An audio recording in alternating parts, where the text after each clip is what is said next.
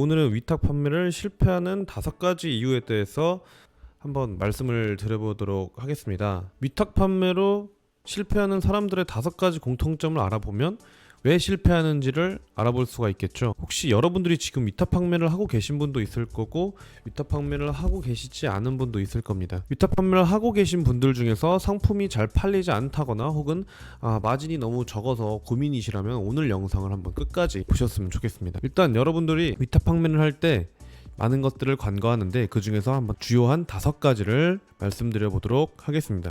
이 5가지 이유는 제가 직접 경험했거나 혹은 주변에서 많이 들었던 것들을 토대로 실제적인 부분만 말씀을 드려보도록 하겠습니다. 첫 번째로는 수요 없는 상품을 고르는 것입니다.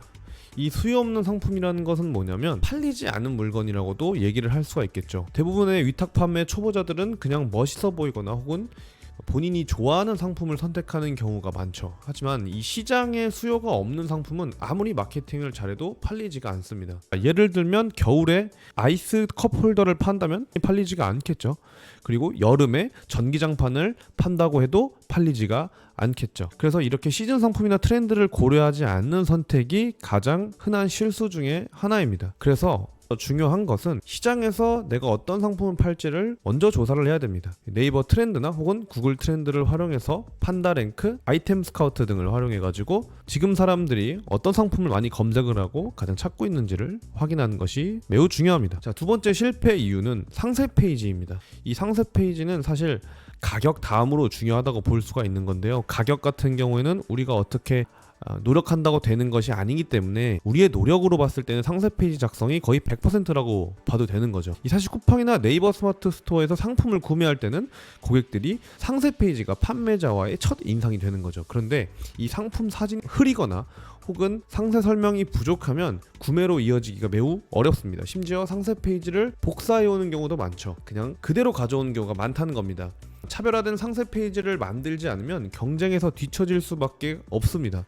고품질 사진을 사용하고 상품의 나만의 언어로 간결하고 매력적으로 표현을 해야 됩니다. 자, 세 번째 이유는 광고비 너무 많이 쓴다는 겁니다. 이 광고비를 무작정 쓰면서 수익성을 계산하지 않는 거죠. 초보자들이 광고비를 쓰면서 물건이 잘 팔리면 뭔가 내가 잘하고 있다라고 착각을 하게 됩니다. 팔다 보면 광고비가 수익을 뛰어넘는 경우는 물론이고 매출까지 뛰어넘는 경우도 가끔 있습니다. 하지만 초보자들은 이런 것들을 자세히 확인하지 않죠. 왜냐하면 광고는 대부분 자동 충전으로 하거나 쿠팡 같은 경우에는 달의 마지막에 광고비가 정산되는 방식이기 때문이죠. 그래서 광고는 반드시 먼저 테스트를 진행을 한 다음에 적은 예산으로 조금씩 늘려나가야 합니다. 자, 그리고 네 번째로는 경쟁자를 제대로 분석하지 않는다는 겁니다. 초보자들 같은 경우에는 경쟁 상품을 제대로 확인하지 않습니다. 남의 상품을 별로 보고 싶어 하지 않는 인간의 본능이 있거든요. 내 상품이 얼마나 매력적이고 이런 것들을 확인을 하려면 남의 상품과 비교를 해봐야 되는데 뭔가 남의 상품, 남의 가격이나 어떻게 운영하고 있는지 이런 것들을 별로 비교하고 싶어 하지 않죠. 그래서 예를 들면 생강가루를 팔려고 하는데 이미 상위 검색 결과에 비슷한 상품들이 너무너무 많고 내가 팔려는 가격보다 훨씬 더 저렴하다면 고객들이 굳이 상품을 좀 선택할 필요가 없겠죠. 그래서 경쟁 상품의 가격, 그리고 상세 페이지, 그리고 리뷰 수를 분석하고 내 상품만의 차별화된 장점을 명확히 설정해야 됩니다. 그리고 마지막으로는 고객 관리를 소홀히 한다는 것인데요. 이 고객 관리를 소홀히 한다는 건 무엇이냐면 고객 문의를 그냥 무시하거나 CS 같은 경우에 정성껏 대응하지 않는다는 거죠. 그냥 판매에만 집중을 하고 재구매나 혹은 고객 문의 혹은 반품에는 별로 신경을 쓰지 않는 경우가 많습니다. 하지만 이 첫 구매 이후의 고객 관리가 매출을 2배, 3배로 높일 수 있는 열쇠입니다. 물론 초반에는 고객 관리가 그렇게 필요하진 않지만 조금씩 매출이 증가되고 판매가 됐을 때는 고객 관리가 더 중요해지는 시점이 오게 될 수밖에 없습니다.